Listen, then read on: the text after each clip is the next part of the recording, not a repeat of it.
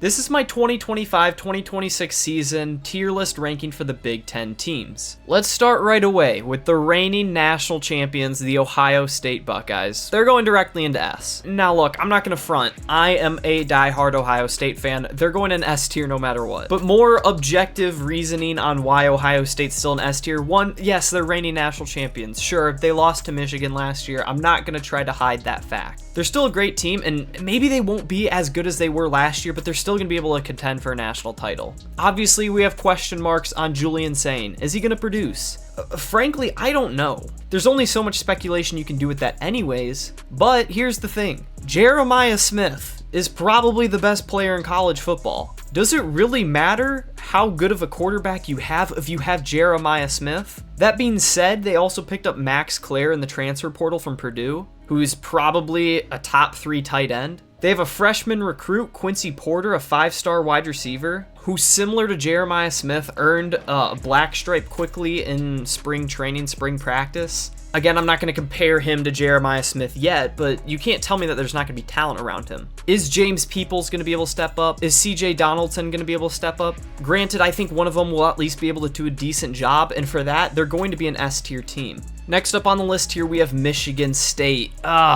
Man, this is a hard one, but I'm going to go ahead and put them down in C tier. They definitely have a case for B, but I'm going to go ahead and stick them in C. Now look, I'm not going to pretend like I watched a lot of Michigan State football last year, and I'm not going to pretend like I'm going to watch a bunch this year. Obviously, they're being led by Aiden Childs once again, who honestly, could be a great quarterback. He's shown flashes of being electric and being sparky, but honestly, that's all he's been. He has had severe turnover issues. I think he had somewhere around 13, 14, 12 interceptions last year. That's just not going to cut it. Again, it is looking like their wide receiver room might improve, and that could definitely help with the Aiden Childs situation. But just how much? Again, I'm just not convinced. Again, there's really no case for them to be an S tier. There's really no case for them to be an A tier. I don't actually think they'll fall off a cliff and fall into D, but I also don't believe that they'll improve from their 5-7 record, landing them in the B tier. I think 4 wins is where the Michigan State Spartans will land, and I think that's why they should be in C tier. Next up here, we have the team up north.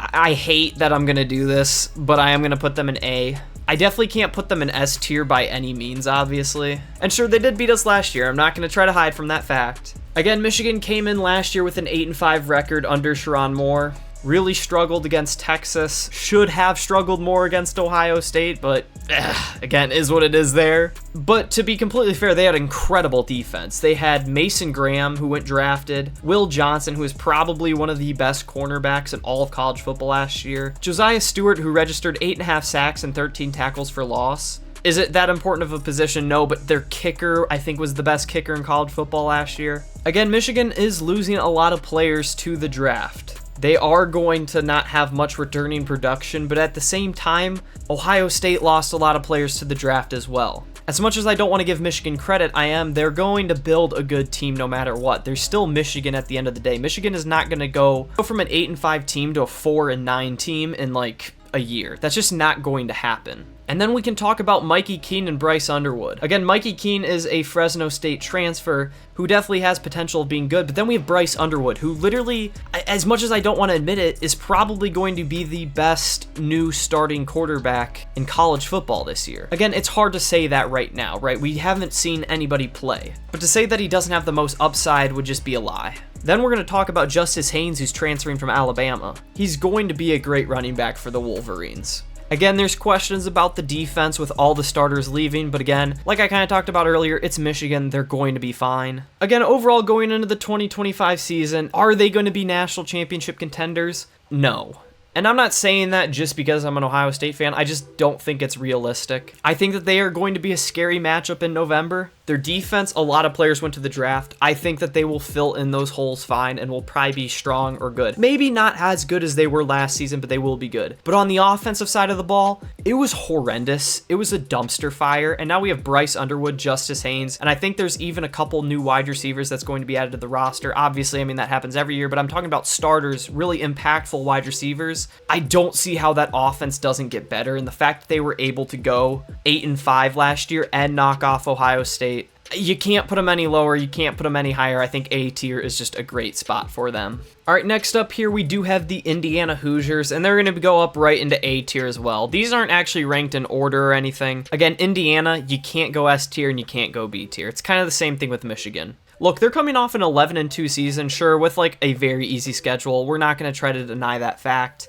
but they're still going to be a good team. Again, the Hoosiers picked up Roman Hemby from Maryland last season, who I think played really well. I don't think that he's going to be a top 5 running back in college football, but to say he's not going to be a great running back for Indiana would be a complete lie. I think he's going to do great. It's looking, as of right now, it's going to be Mendoza, who transferred from Cal and looked like he had an amazing season last season. I'm not going to sit here and lie and act like I watched a lot of Cal football last season, but he put up 3,004 yards, 16 touchdowns. Solid quarterback. He's going to be good. It's looking like the O-line might have had some improvements as well, getting a transfer from Ohio State and Notre Dame, Pat Coogan, who's probably going to be an absolute dog for the Hoosiers this season.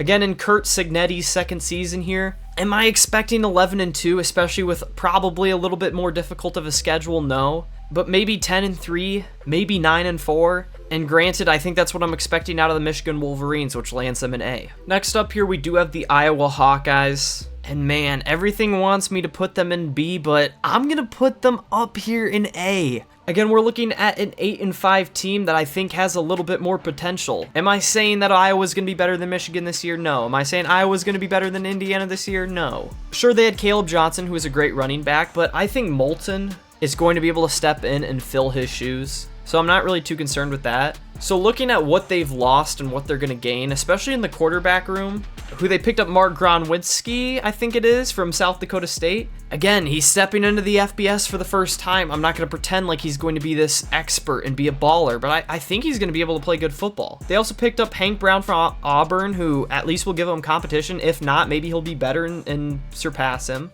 And again, the defense will have some losses, whether to the transfer portal or draft. Again, I'm not expecting them to be national championship contenders, let alone, I don't even think that they're going to be playoff contenders, but I do think that they'll be right outside of that bubble, and maybe we'll sneak into the playoffs if absolute chaos happens. I do think that the Iowa Hawkeyes will surprise some people this year. I don't see them getting worse, but I also don't see them being light years better. Which brings us to Purdue. And look, I'm not even going to look at my notes for this one.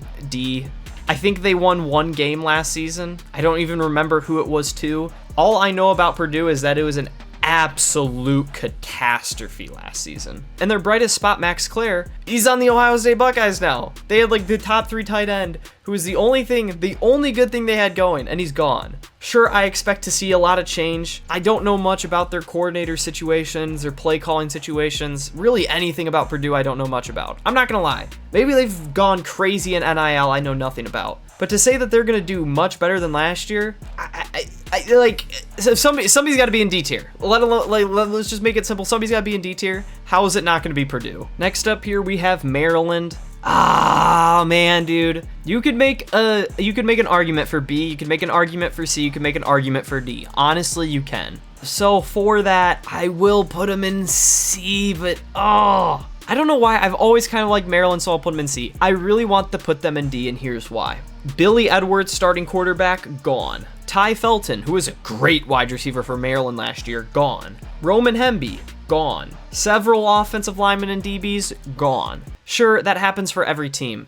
You get 4 years to play in college, depending on red shirts, depending on COVID stuff. Sure, like that can change, right? But you get 4 years to play. There's going to be a lot of changes. I'm not going to try to argue that. But we're talking about a team that just went 1-8 in the Big Ten last year, going 17th in the conference, losing those key position players. That's scary, man. That's really scary. I'm going to totally butcher this name, but they are getting Jaleel Fulrick from Oklahoma, the wide receiver. I believe he'll be pretty dang good for them. But yeah, that's where I'll leave Maryland for now. Which brings us to the Minnesota Gophers. And look, I feel like A tier is going to get stacked. And again, similar to Iowa, you could probably put them in B. Honestly, I'm going to move Iowa down to B real quick, just because I feel like the A tier is getting way too stacked. I'm going to move Iowa down to B for one major reason. I don't see incredible upside from them. I don't see playoff upside from them. Might be like a 25th ranked team this year at best. I think that the Gophers have a chance of shocking people this year. But one thing with the Gophers is they aren't losing much. The biggest thing is they have Darius Taylor returning, who seemed to almost lose his starting spot last season.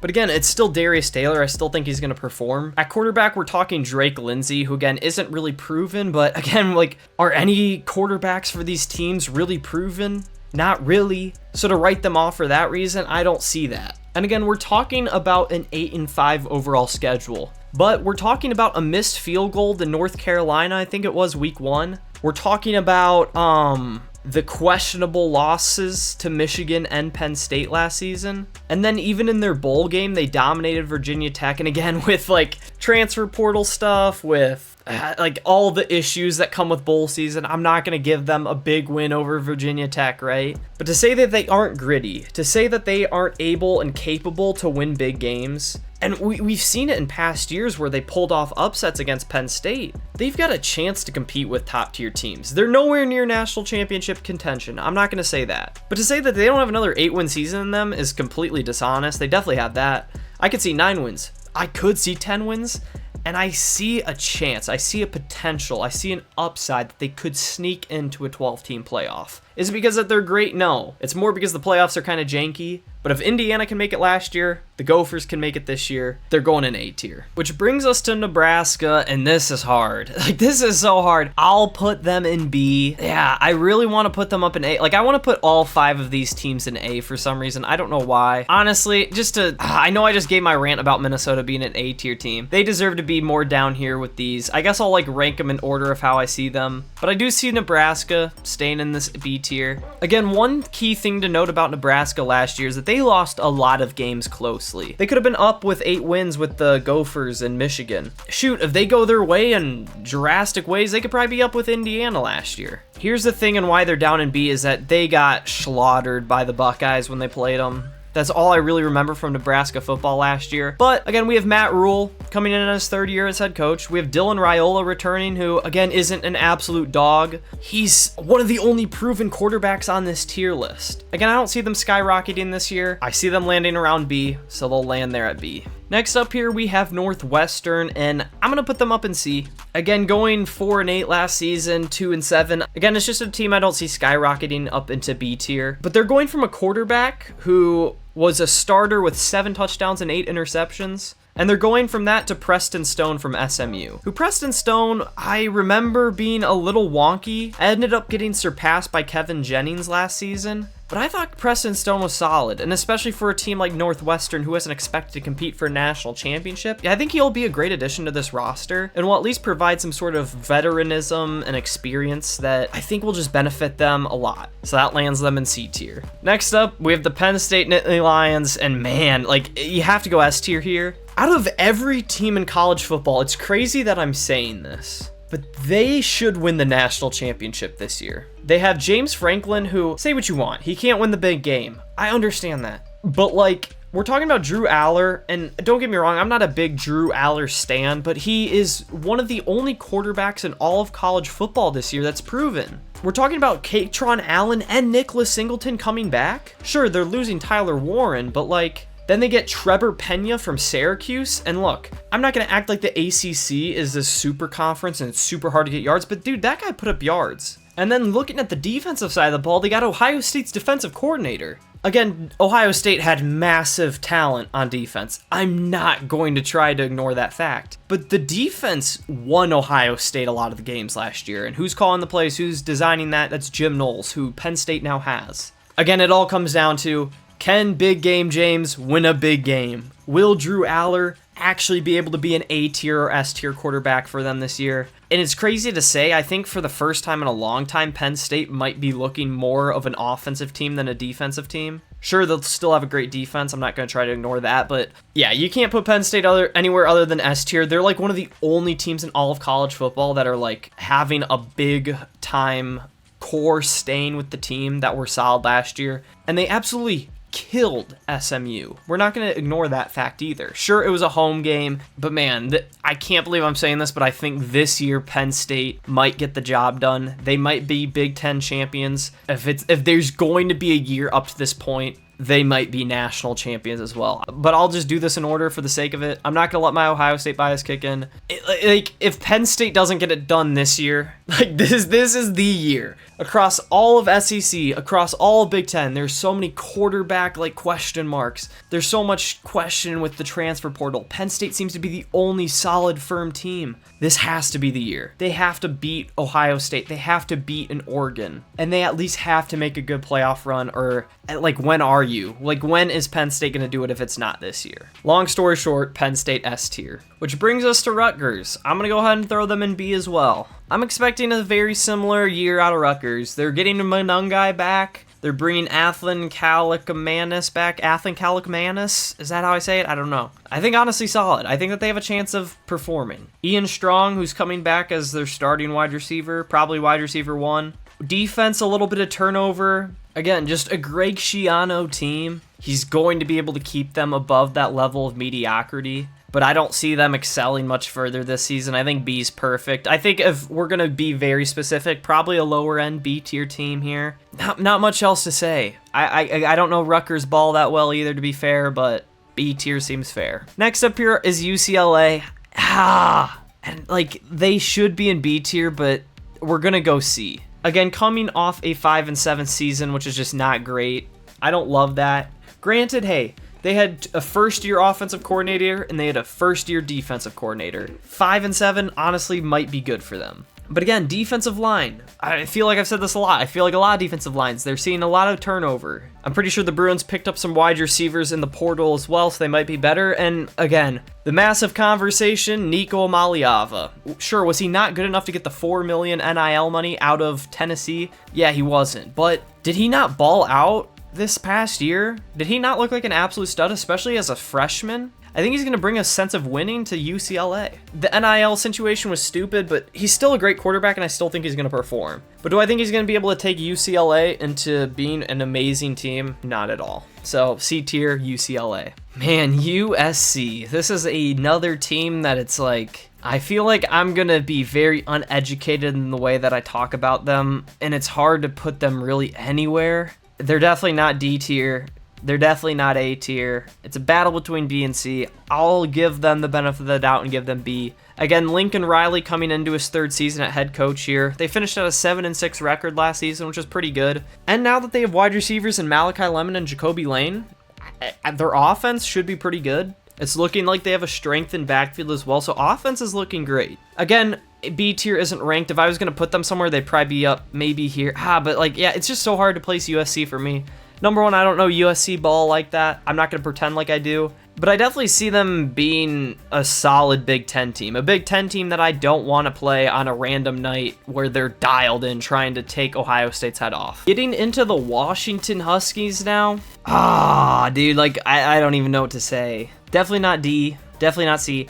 They're B, but they are very low B tier. Finished 6-7 last year. Beat Michigan for their playoff rematch or national championship rematch last year, which was pretty dang good. Picking up a new offensive coordinator, which could, again, it's just question marks. Could be a good thing, could be a bad thing. Jonah Coleman's coming back. Wide receiver room, I think, is going to be strong once again. Their schedule doesn't look terrible. Granted, they do have to play Ohio State and Oregon. Again, I think that they're just in this B tier. They'll be pretty dang good bowl contenders. They're one thing that they do have. And the one thing that I do think sets them apart from everybody else is DeMond Williams. I have to put them in B because he is that good. He is that guy. They went 6-7 last season. Again, I don't expect them to shoot up. I also don't expect them to shoot down. So 6-7, I expect 7-6. Washington B tier. Next up here, we have the Wisconsin Badgers, and I'm going to put them in C.